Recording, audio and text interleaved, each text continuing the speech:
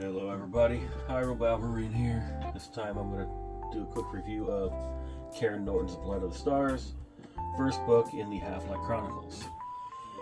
There are a couple of side stories, short stories, actually I guess technically two of them are prequels. And as I do this review, she has a Kickstarter for book 2 and has released another short story,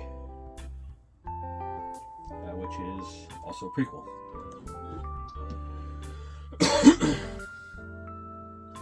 Again, when I do a review, it's going to be a little bit of spoilers, but I'll try to be as spoiler-free as possible. Certainly no major story events. But the basic idea of Blood of the Stars, or the Half-Life Chronicles itself, is much like in Neil Gaiman's Stardust.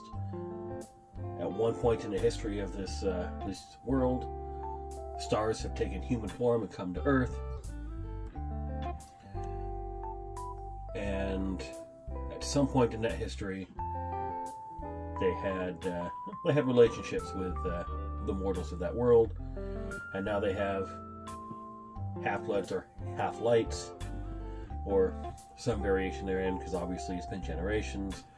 The world has been separated by barriers, magical barriers,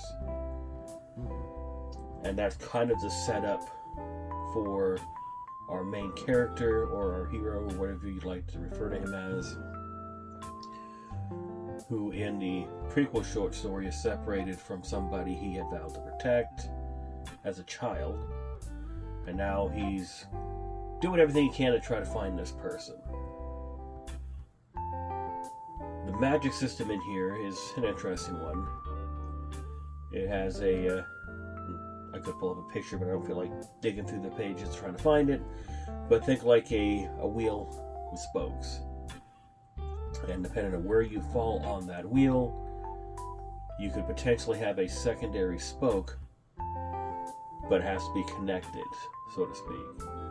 So there's a limit to what you can do, even if you can do multiple.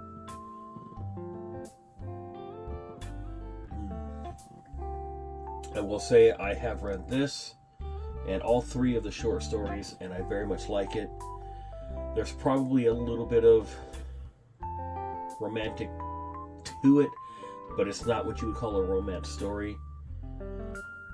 There is magic, monsters, dragons. There is war. It's your fairly typical fantasy story. It's very entertaining. I'd give it 3.5 stars, maybe 4. I'm definitely looking forward to Salt of the Sea, which is the second to main book. And like this one, I'm going to get the Sparkly Special Edition, which means under the dust jacket it's got a fancier case laminate with foiling. And this time around, she's actually going to do, for those who want to do so, sprayed edges. In fact, I'm going to be upgrading my copy here with sprayed edges. If there are any specific types of things that you would prefer I give in a review, let me know. Obviously, kind of new at this, and feedback is always welcome. Thank you.